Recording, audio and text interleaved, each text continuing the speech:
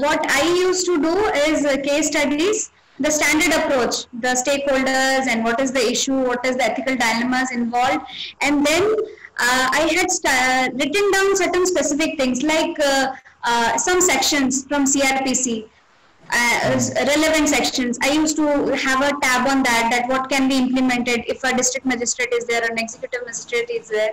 So some relevant sections, some relevant issues which will be mentioned. So I had a note of all that for case studies, which I could use. And I used to go for that short-term, medium-term and long-term approach.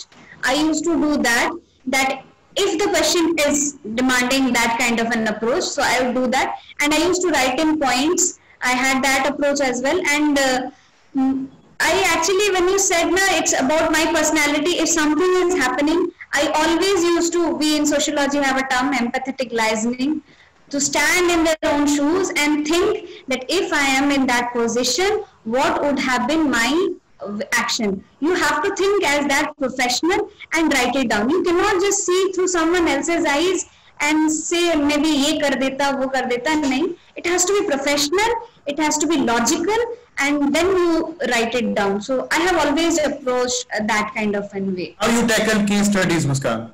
So same for me, depending upon the question, I would start by writing the stakeholders approach, or like listing down the issues which are given in the question. And for the solutions part, I would take like the middle road always, not too radical or which is not possible. A realistic solution I would seek for these case studies parts. I think it's a good approach, Buddha's middle path. Yes, you're saying something. Case studies were so different, and there were very different kind of case studies this time. So we had never encountered such question. Yes. We should be prepared that har bari stakeholder approach nahi aayega. Sometimes asked, what are you? So it yes, definitely. Yes. Because if the next year aspirants will think now, we may get some case studies related to migrant laborers, but UPSC will ask something different. It is its nature, right? I think one more thing I must add, that if my viewers can add legislations in case studies, that will help you a lot. Yes. Any social legislation, if you remember, which you can quote there, it will help you.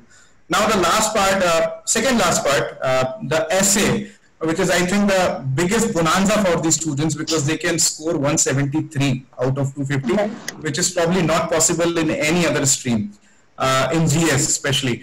So I have two questions. One is how to select the topic in part A and part B, and what kind of dimensions are required to frame or draft a good essay, so that you can, if something blunder happened in your some other paper, it will, take care of that mistake. So how to select the essay first, and second is what is your approach to write down a wonderful essay, the vibrant live essay? As I am a sociology student, my always approach was, in the first part I used to select a social issue related topic, which is usually always there. And social issue related topic has variety of dimensions. I could write economically, politically, and that all kind of dimensions I could put in. So when you see an essay, the first thing we should hit on is how many dimensions am I able to recall? That can I write about it or not? So that has to click to you, so that you can write about the dimension. Second is what do I write? How do I write it?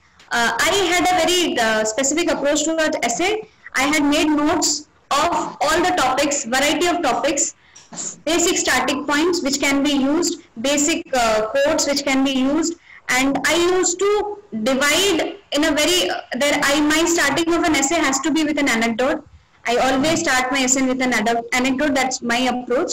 I had very temporal approach would be the next, how it has happened, if it is possible, and very crisp headings, so that the examiner who's checking my paper, he has an idea that what is my flow. So I always used to maintain that flow by writing headings and maintaining a flow of the essay. So we have that in mind, and starting with a rough is mandatory. Start with a rough. You should always invest at least half an hour. I always used to invest half an hour, 15 minutes to both the essays to make a rough. You should know what you're writing. Otherwise, I believe me, by the time you write an essay, first essay, second essay के बारे में कुछ नहीं याद आ रहा होगा. First, devote 15 minutes, write a complete thing. अगर लग रहा है इसमें points नहीं है, move on, make it fast. But do make a rough. It really helps. I think moving impromptu will be detrimental to your score. Yes. Is it your is this the same approach, Muskan, that you have followed? What Sanjita just said? Quite similar. Like I used to do some brainstorming before selecting. Like if I'm able to find some 10 or 20 good points which I can elaborate upon, I would list them down and then only I would choose that specific topic. Otherwise, I'll move on to the next one before selecting. And for preparing the essays, I had listed down some of the major topics like education, poverty, and women empowerment. And I had collected data on these topics and some of the codes related to these topics, which I could use in while writing my essays. So that was my basic approach, like 10 to 12 major topics I had listed down and I had prepared some data bank on those topics.